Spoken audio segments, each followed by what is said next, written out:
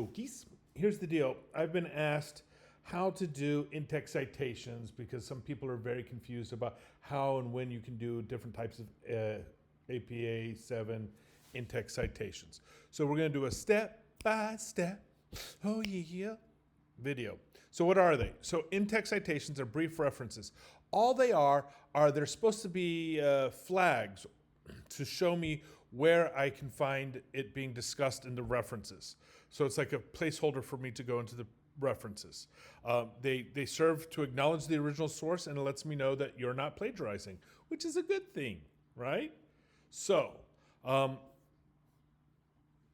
that's what their purpose is. It's important because it helps me follow and it helps me understand that you're not stealing, which is great. I don't think you are. And also it lets me know what to look for in the references.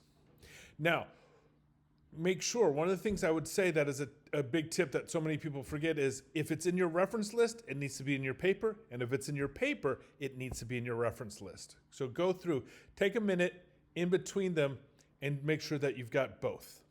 So when to use them. If you're doing a direct quotate, when you're doing a direct quote, that's with quotation marks. Obviously, you need to use it there.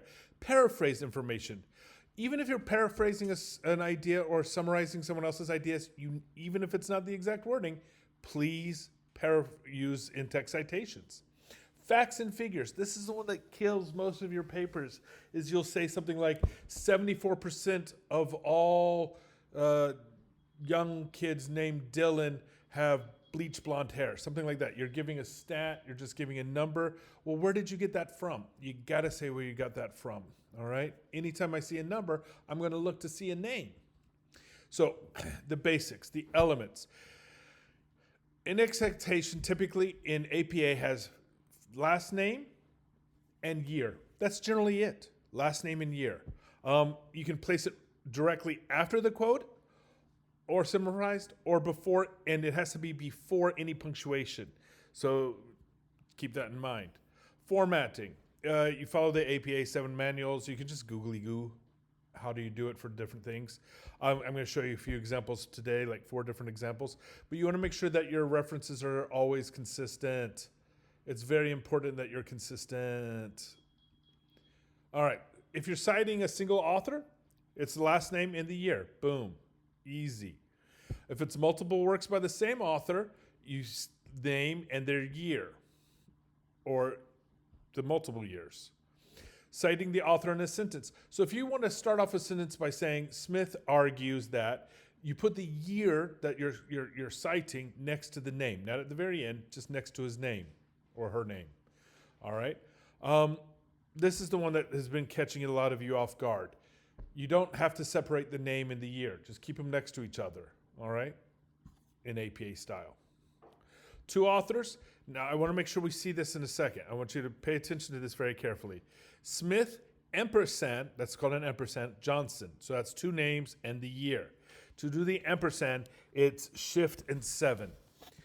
If you're writing in the sentence, you use the word and. They're the same thing. They mean the same thing. But if you're writing it in the sentence, you write it with and. For 3 or more authors, it's et al., which is Latin for and all the others, and all the rest, et al. So Smith et al.